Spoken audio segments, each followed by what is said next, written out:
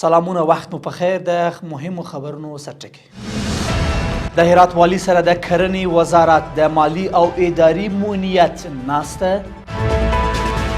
د ریاست الوزرا اداري مرستیال مولوي عبدالسلام حنیفي په مشرۍ د حج او عمرې ملي کمیټې غونډه. او له افغان شخصیتونو سره د اړیکو کمیسیون وایي چې تیره اداره کې د کابل والي د دې کمیسیون د هڅو وروسته هیواد ته راغلی.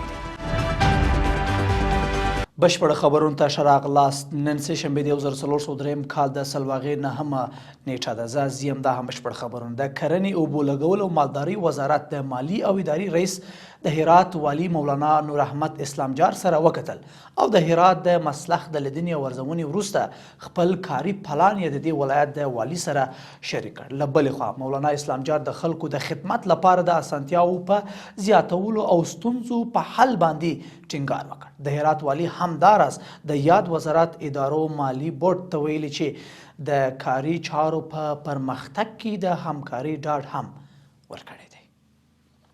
د ریاست الوزرا اداري مرستیال مولوي عبدالسلام حنیفي په مشرۍ د حج او عمرې ملي کمیټې غونډه ترسره شوه. یا د غونډه کې پر وخت د حاجیانو د لیږد، د الوتنو د وخت د تنظیم او د بیت الله شریف کې د حاجیانو ته د غوره خدمتونو د څرنګوالي په اړه لازمي پریکړې ترسره شوې دي. له پیښو سره د مبارزې او چمتووالي ملي ادارې رئیس ملا نورالدین ترابي د کډوالۍ نړیوال سازمان یا IOM له مرستیالي یتیسکون او مل پلاوي سره کتلې دي. ښاغلي ترابي د یاد سازمان له هڅو مننه کړې او ټینګار یې کړی چې افغانستان کې زیانمنو خلکو سره اساسي مرستې اړینې دي او لا دې زیات شي. بلخوا یتیسکون هم د ملي ادارې د همکاري ستاینه کړې او د ګټو هڅو پر دوام یې ټینګار کړی دی. د خبرونو دوام.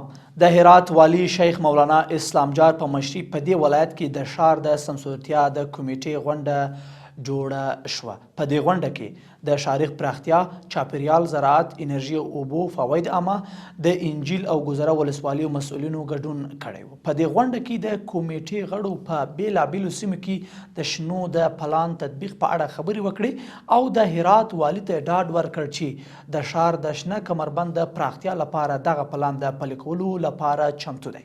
له بل خوا د هرات والي شیخ مولانا اسلام جار د شنو سیمو په ساتنه او پراخولو او د بند پاشتان د شنه کمربند د پراخولو ټینګار وکړ او دا پلان یو ملي او مذهبي پلان وباله.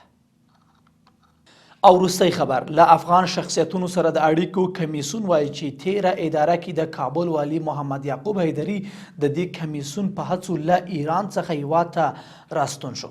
د اسلامي امارت له بیا واکمنېدو څخه وروسته د دې کمیسیون په هڅو د تیرې ادارې سلګونه چارواکي هیواد ته راستانه شوي دي. له ملتیا مو مننه. تر بیا ښه وخته او ښې چارې.